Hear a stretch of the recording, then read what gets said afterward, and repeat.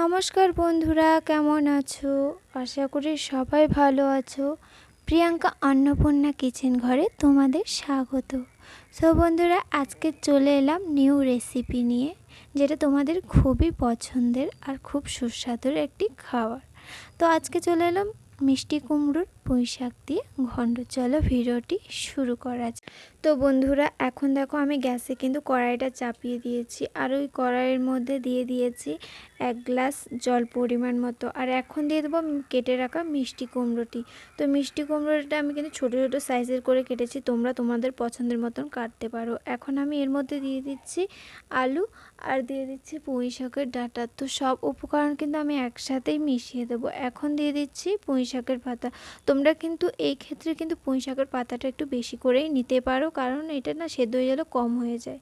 তো এখন আমি এই পুঁই পাতার উপর দিয়ে দেবো হাফ চা চামচ হলুদ, আর সাথে দিয়ে দেব হাফ চা চামচ লবণ। হাফ চা চামচ করে 2 চামচ কিন্তু আমি লবণটা অ্যাড করে দিলাম। তা এখন আমি খুন্তি দিয়ে নাড়িয়ে এটাকে আমি জলের সাথে মিশিয়ে দেব।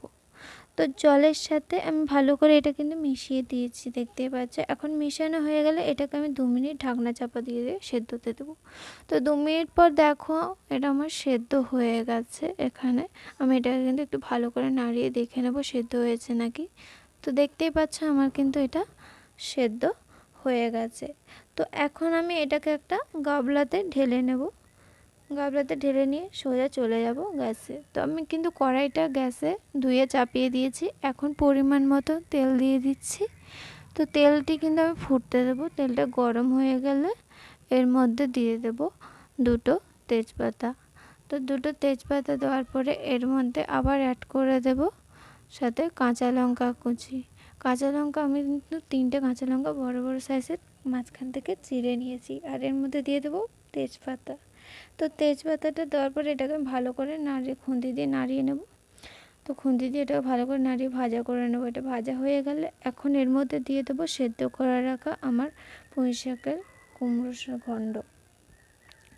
তো পুঁই শাকের ঘন্টটা আমি দিয়ে দেবো এখানে। দেখো ভালো করে আমার এটাকে ভালো করে দিয়ে এখন এটা মিশিয়ে নেব তেলের সাথে। কষানোর পরে আমি এর মধ্যে হালকা একটু লবণ দিয়ে দেবো। হালকা লবণটা দিচ্ছি কারণ আমি 1.5 চামচ করে 2 চামচ লবণ অ্যাড করেছি, এই জন্য হালকা একটু লবণটা অ্যাড করেছি যাতে না কম হয়ে যায়। তো তোমরা তোমাদের পরিমাণ মতন দিতে পারো, ঠিক আছে। আমি এটাকে কিন্তু ভালো করে কষিয়ে নিলাম। কষিয়ে নেওয়ার পরে এখন ঢাকনা চাপা দিয়ে এটাকে 2 মিনিট ধরে রেখে দেবো। তো আমার দেখো 2 মিনিট পর এলাম, এটা কিন্তু আমার ভালো করে তৈরি হয়ে গেল। তো চলো তোমাদের তো বন্ধুরা, তোমরাই দেখো কেমন লাগছে এই রেসিপিটা, অবশ্যই কমেন্টে জানিও। আর তোমরা কারা কারা মিষ্টি কুমড়ো পুঁই শাকের ডাঁটা দিয়ে এই ঘন্টটা তৈরি করে খাও, আমাদের অবশ্যই কমেন্টে জানিও, ঠিক আছে। আর এই ধরনের নিউ রেসিপি পাওয়ার জন্য আমার চ্যানেলটিকে সাবস্ক্রাইব করে দিও, পাশে থাকা বেল আইকনটা অন করে দিও। আজকের জন্য এখানেই বিদায় নিচ্ছি। ভিডিওটি দেখার জন্য ধন্যবাদ।